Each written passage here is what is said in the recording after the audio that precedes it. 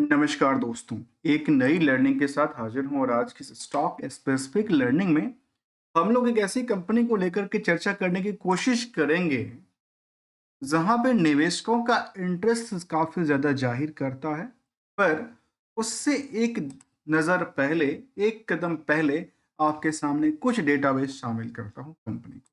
देखिए, कोई भी कंपनी यदि कोई कारोबार करती है, उसको मार्केट में कितने परसेंट के खुद का रिस्क फैक्टर है, वो जानने के लिए यदि देखा जाए तो हमने एक परसेंटेज वाइज कैलकुलेट किया यहाँ पे।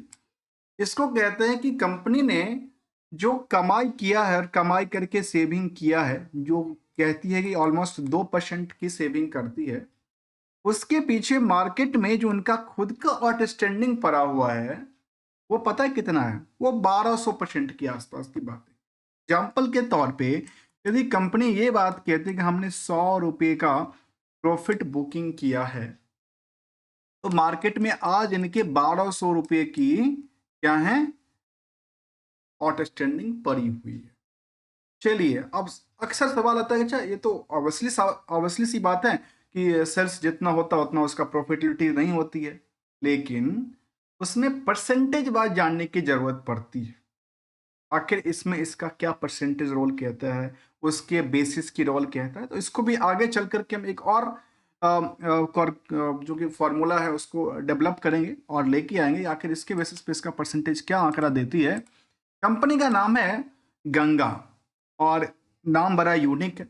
गंगा खास करके फॉर्जिंग्स लिमिटेड है और फॉर्जिंग सोल्यूशन पे कंपनी का कामकाज देखने को बनी है, जहाँ पे कंपनी कहती है कि हमने फॉर्जिंग मैन्युफैक्चरर के तौर पे इनका कारोबार है, जहाँ पे इनकी वेबसाइट्स की डेटाबेस के मुताबिक देखा जाए तो हिस्टोरी हो या फिर बिजनेस कोर्स वैल्यूएशन की बात किया जाए, सर्टिफिकेशन को लेकर के कहते हैं, इनको समझने को लेकर आखिर इसमें क्या है क्या नहीं है, इसको लेकर के यदि प्रोडक्टिविटीज को देखा जाए तो कंपनी का प्रोडक्टिविटीज है फॉल्स, खास करके देखा जाए तो क्रिस सेल्ट्स की है, इसके अलावा स्टेट्स की बात कहती है, इन लाइन की बात कहती है, ट्रूसियन पिन की बात कहती है। इसके अलावा जो प्रोडक्टिविटी इनके पास शामिल है, उसको लेकर के मार्केट में क्या डिमांड रही है और मार्केट में कैसा रहा है माहौल, उसको ज़रा समझने की हम कोशिश करेंगे। तो ये समझ में आया जो इनका फाइनेंशियल पोजीशन यदि हम ईयर ऑन ईयर बेसिस का देखें, तो लगातार इनका ट्रेंड क्या हो रही है, लगातार better to better, better to better हमारे सामने दिख रही है।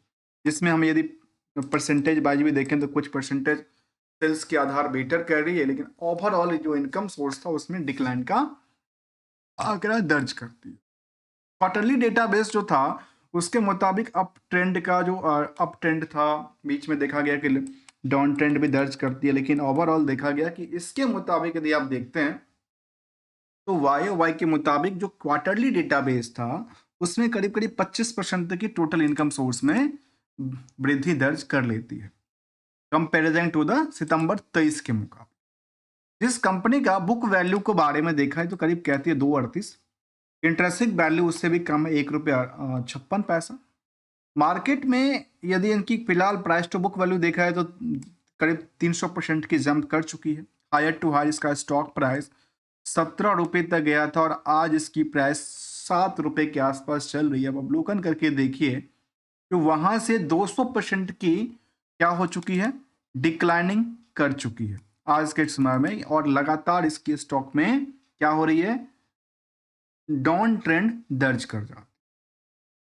अब यहाँ पे इन आंकड़ों को हमने देखा था और समझने की कोशिश किया था, जहाँ पे नंबर ऑफ शेयर कितने थी, करीब 13 करोड़, 13.5 करोड़ के आसपास की आंकड़ा था। मार्केट कैप बहुत ज़्यादा नहीं है, 93 करोड़ की मार्केट कैप है।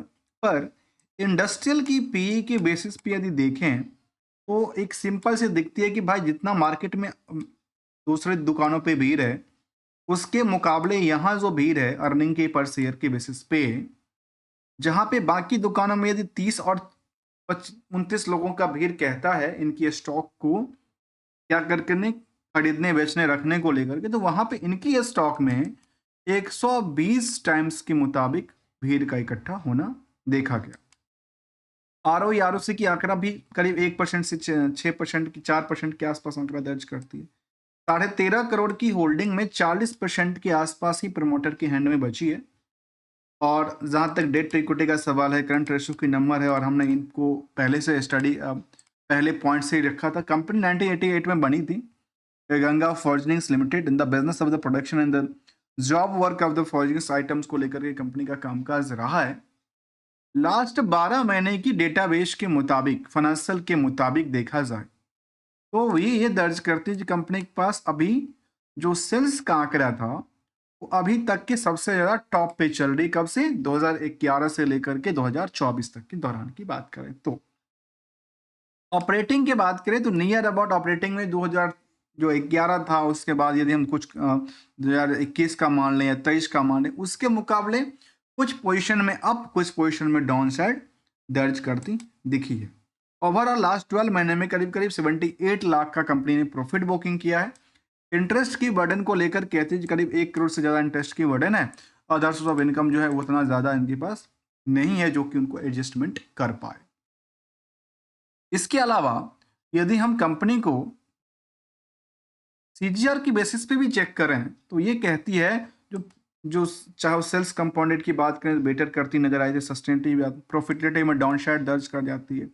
और स्टॉक प्राइस अप डाउन के सिचुएशन में एक लगता है कि एक रेंज में ट्रेड कर रही थी, लगातार एक टाइम फ्रेम में 5% तक जंप करती है। Return on equity on average देखी गई है। लेकिन यदि पीयर्स के मुकाबले हम कंपेयर कर रहे थे इसी सेगमेंट की जो बाकी कंपनियां हैं, जिसमें कि बड़ी कंपनी की लिस्ट में भारत फॉर जो एआई इंजीनियरिंग हो, पीटीसी इंडस्ट्रीज हो, सीआई ऑटोमोटिव्स हो, इन सभी कंपनियों की रफ्तार से इनके स्टॉक में जो निवेशकों का भीड़ जमा है वो काफी गुना ज्यादा का आंकड़ा दर्ज कर। आखिर कुछ तो बड़ी बात होगी, ऐसा समझने वाली बात है। तो चलिए जरा कुछ बात को समझने की कोशिश करते हैं। और यहाँ पे बीएससी लिस्टेड कंपनी है, सॉरी एनएससी लिस्टेड कंपनी है, और एनएससी के डेटाबेस के मुताबिक की बात करें तो कहती है जो greater than the 50 for the previous 4 trailing quarter में अच्छी खासी रहा है, जहाँ पे हाई लो जो प्राइस वैल्यूम था वो भी greater than 150% in the last 12 महीने में मंथ में देखा गया है। हाई से लो की तरफ देखने को मिला, ऐसा इसकी डेटाबेस की बात कह रहा हूँ। निवेशकों का इंटरेस्ट से पहले यदि इसमें हम रिस्क फैक्टर देख रहे थे जहाँ पे 1200% की बात कह रही है, उसको लेकर कितने दिन की बात कहते तो कहते 2 महीने 3 महीने की बात है।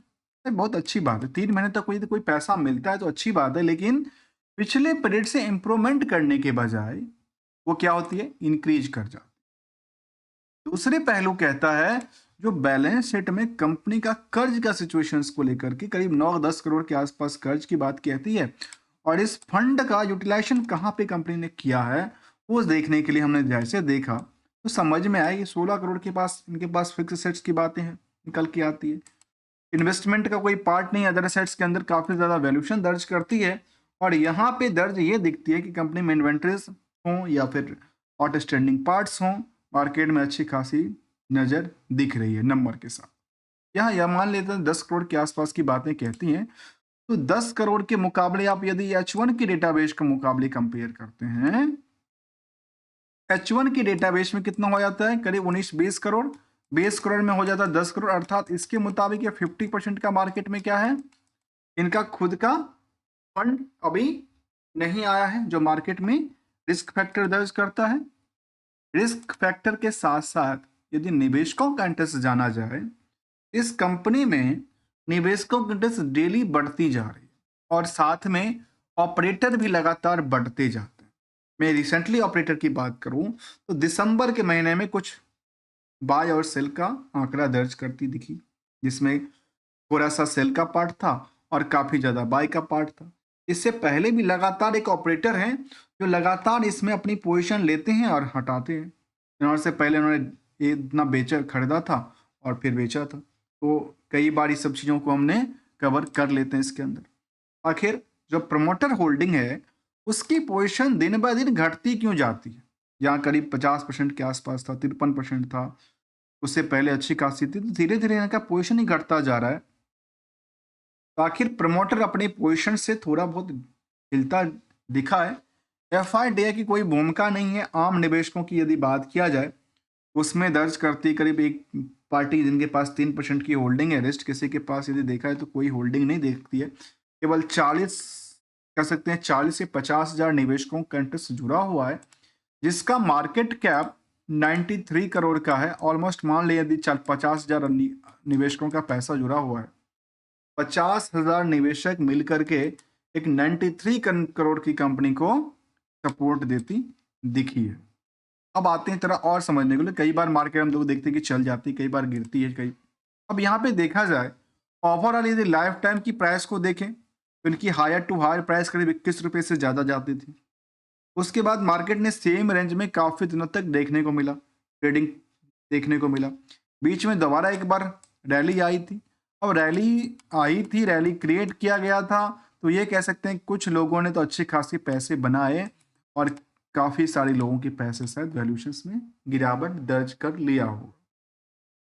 ओवरऑल मार्केट में ये होता है, एक लोगों के पास पैसे बनते, दूसरे के पॉकेट से पैसे निकल भी जाते। अगली कड़ी कहता है इसको लेकर के, जो कंपनी में जो रिटर्न का पार्ट रहा अभी तक में, उसमें रिटर्न अभी भी दर्ज केवल 1 पॉइंट से करती है और रिस्क का पॉइंट आज भी कंपनी में ये सब दर्ज करती दिखी है, जिसमें खास करके डेटर्स डे को लेकर देखा जाए या फिर कैपिटलाइजेशन इंटरेस्ट कॉस्ट को देखा जाए, प्रमोटर की होल्डिंग को लेकर देखा जाए, इंटरेस्ट कवरेज को लेकर देखा जाए, या फिर रिपीटेड प्रॉफिट डिविडेंड को लेकर मुझे लगता है इसको छोड़ देना चाहिए, क्योंकि this is not a mandatory part. लेकिन जो पार्ट्स हैं इसमें रिस्क, इन सब बातों को लेकर के देखा जाता है और रिटर्न केवल 1 पॉइंट आउट से इसमें रिटर्न क्रेडिट, जहाँ पे रिड्यूसिंग डेट्स की बात कंपनी कहती है। हमने इसको जानने की कोशिश किया, जिसका नाम था गंगा। नाम बड़ा अच्छा लगा और हमने एक यूनिक बेस पे नहीं सर्च किया था, मैंने कुछ रेंडमली डेटाबेस सर्च किया था और हमारे सामने कुछ डेटाबेस निकला, तो हमने सोचा क्यों नहीं चल समझने की कोशिश करते हैं। फिलहाल हमने ये देखा कि 1 साल के दौरान में यहाँ की ट्रेंडिंग में ये रही, जो मार्केट में अच्छे खासे लोगों के पैसे यहाँ से निकल गए होंगे पॉकेट से। अब इसके लिए गोल्डन रूल क्या सा अप्लाई करना चाहिए? दोस्तों हमेशा कहता हूँ, एक गोल्डन रूल यही होता है, जो मार्केट में 2 तरह की सिचुएशंस हैं। मार्केट की सिचुएशंस ये हैं, पहला इम्पैक्ट कहता है जो आप इन्वेस्टमेंट से, दूसरा है ट्रेडिंग से। ना आपको मैं ट्रेडिंग सिखाता हूँ, ना कोई इन्वेस्टमेंट की एडवाइस देता हूँ, लेकिन जो एक्सपेक्टेशन है उसके मुताबिक देखें तो ट्रेडिंग तो वो हो गया जो पार्ट आपस में अप डाउन के सिचुएशन में 1%, 2%, 4% के आसपास लेके जाते हैं या डुबा के जाते हैं। इन्वेस्टमेंट की वो पार्ट हो गई जो सोचते हैं कि हम लंबे पीरियड के लिए 1 साल, 2 साल, 4 साल, 5 साल रखें, उसमें क्या करें। देखिए उसके लिए गोल्डन रूल ये हमेशा कहता है, यदि कोई आपकी मुताबिक, अपने एक्सपेक्टेशन के मुताबिक यदि है तो अच्छी बात है, नहीं है तो लोग एसल करके निकल जाते हैं। नहीं तो क्या होगा, हाई रिस्क हाई रिटर्न की चिंता हो जाएगी। और हमेशा रिस्क को मिनिमाइज करते रहना चाहिए, वही एक संभावित दर्ज करती दिखती है।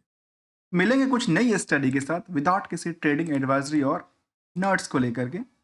और यहाँ पे देखा गया कि ओवरऑल यदि हम पिछले 5 सालों के डेटाबेस को देखें तो करीब 29% गिरावट, पिछले 1 साल में करीब 8-9% की गिरावट, पिछले 6 महीने के ट्रेंडिंग वेव में 11% से ज़्यादा की इनके शेयर की वैल्यूएशन में कमी दर्ज दिखती है। यदि आपको वीडियो अच्छा लगा हो तो वीडियो को लाइक, चैनल को सब्सक्राइब करना मत भूलिएगा। थैंक्स फॉर द ज्वाइनिंग दोस्तों।